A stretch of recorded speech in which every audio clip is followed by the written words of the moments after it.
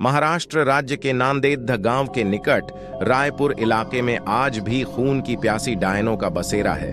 स्थानीय लोगों का मानना है कि यहां रात में गुजरने वाले लोगों को डायन पहले तो अपने वश में कर लेती है और बाद में उस इंसान का खून पीकर स्वयं को अमर करती है। वहां माना जाता है कि यह इलाका डायनों का है।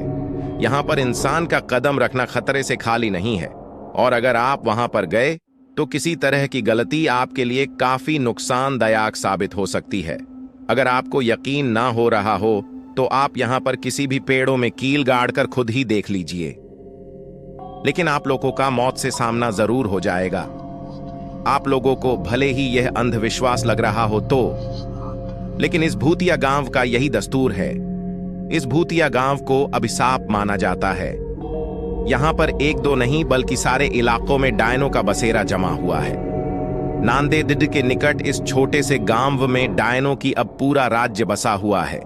यहां पर ऐसा माना जाता है कि पहले यहां एक डायन रहा करती थी, लेकिन डायन ने गांव की कुछ लड़कियों की आत्मा को अपने वश में करके उनको अपने साथ लाई। आज वही लड़कियां इन डायनों के साथ मिलकर खुद को अमर रखने की कोशिश करती हैं। ये गांव की वही जगह है जहां वास्तविकता में यहां के पुरुषों को रात में निकलने पर प्रतिबंध है। कब किस कौन सी जगह पर डायन उन्हें अपने वश में कर ले, कोई नहीं जानता है।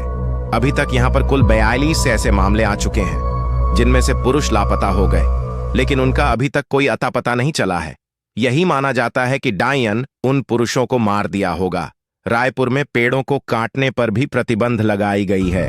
यहाँ पेड़ों के ऊपर डायनों के रहने की बात बताई जाती है। एक बार एक पेड़ काटने पर गांव के एक मनुष्य की मौत हो गई थी।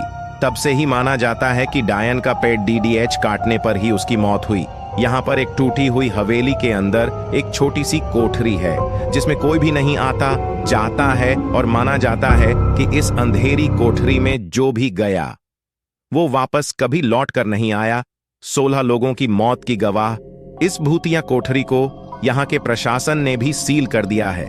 डायनों को अपने वश में करने के लिए यहाँ पर कई तांत्रिकों ने अपनी पूरी शक्ति लगा दी, लेकिन इस बीच 5-6 तांत्रिकों को भी मौत हो गई, जिसके बाद तांत्रिक भी यहाँ की डायनों को अपने वश में करने से घबराने लगे। कहा जाता है कि गांव में हर अमावस्या और पूर्णिमा की रात को कोई बाहर नहीं निकलता। हालांकि यह काफी पुरानी बात है कि अब लोग अपने घरों को अच्छे से बंद करके घरों में रहते हैं। गांव के कुछ लोगों ने यह अनुभव किया है कि अक्सर रास्ते में चलते वक्त उन्हें अजीबोगरीब आवाजें सुनाई देती हैं, लेकिन पीछे मुड़ने पर कोई नहीं होता। गांव के रंजीत नाम के व्यक्ति अपनी बाइक पर आ रहा था। काफी लंबा रास्ता तय करने के बाद उसे एहसास हुआ कि उसके पीछे कोई बैठा हुआ है, पर उसने जब पीछे मुड़ कर देखा तो कोई नहीं था। रायपुर के लोगों का मानना है कि यहाँ कई साल पहले एक खूबसूरत महिला के साथ गांव के कुछ लोगों ने बलात्कार किया था। उसे बंदी बनाकर रख लिया और बाद में उस महिला की बेरहमी से हत्या कर दी। इसके बाद वही डायन बनकर लोगों को मारती है और अपना बदला पूरा करती है। रियल हॉरर स्टोरी के लिए हमें फॉलो करना ना भूलें। अरे हम आपसे कोई पैसा थोड़ी ना मांग रहे हैं, बस लाइक और सब्सक्राइब कर दीजिए।